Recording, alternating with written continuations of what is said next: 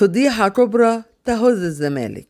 اتصال هاتفي خطير لمرتضى منصور من مسؤول كبير في الدولة، يهدد مرتضى منصور ويطلب منه تطبيق حكم عزله وعدم التحدث باسم نادي الزمالك مرة أخرى.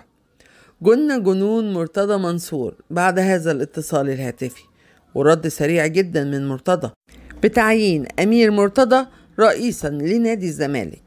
جن جنون مرتضى منصور أيضا على مذيعين قناة الزمالك وخصم نصف رواتبهم وإهانتهم على الهواء وتهديدهم. بس قبل ما ندخل في تفاصيل الخبر، لو انت أهلاوي أصيل اضغط اللايك واشترك في القناة لنرى كم عدد محبي النادي الأهلي. النهاردة يا سادة فضيحة كارثية تهز نادي الزمالك، وهي طرد مرتضى منصور خارج نادي الزمالك. من مين؟ من أحد المسؤولين السياسيين في الدولة، ورد فعل غريب من مرتضى منصور بتعيين أمير مرتضى القائم بأعمال النادي حتى يعود مرة أخرى، واتصال خطير من أحد المسؤولين السياسيين بمرتضى منصور يطلب منه تطبيق عقوبة عزله من النادي نهائيا حتى لا يتم تحويله للتحقيق وحبسه. وكان الرد سريع من مرتضى منصور بالموافقة وتعيين أمير مرتضى رئيسا لنادي الزمالك خلفا له لحين عودته مرة أخرى في أقرب جمعية عمومية. وأيضا تصريح خطير من مرتضى منصور بخصوص قناة الزمالك وهي في مداخلة هاتفية مع كريم أبو حسين.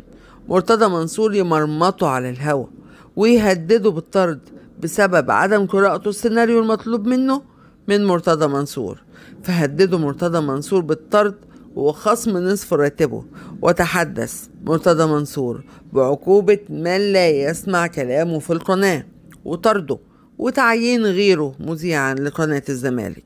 يعني يا سادة مرتضى منصور يتحدث بكل قوة كأنه رئيس لنادي الزمالك ولن يعترف بقرار عزله، رغم انه صدر قرار من وزير الشباب والرياضة ومن القضاء بعزل مرتضى منصور نهائيا، وكمان قرار من وزير الشباب والرياضة بتطبيق عزل مرتضى منصور، وطالب الشرطة في منطقة الجيزة بطرد مرتضى منصور خارج نادي الزمالك، وانه لا يتحدث باسم النادي ولا يوقع على اي اوراق رسمية تخص النادي كأنه رئيس لنادي الزمالك، ومن يعترض هذا القرار سيتم حبسه وتحويله للتحقيق.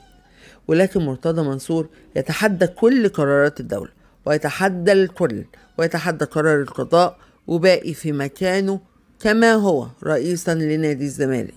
ولكن بعد الاتصال الهاتفي الذي جاء لمرتضى منصور من أحد المسؤولين السياسيين وهدده بالحبس والتحقيق إن لم يطبق القانون ويعتزل من منصبه ويترك النادي، وإنه لن يتحدث باسم النادي مرة أخرى، رد سريعا مرتضى منصور وقام بتعيين أمير مرتضى مؤقت رئيسا لنادي الزمالك والمتحدث الرسمي باسم نادي الزمالك لحين عودته في أقرب جمعية عمومية.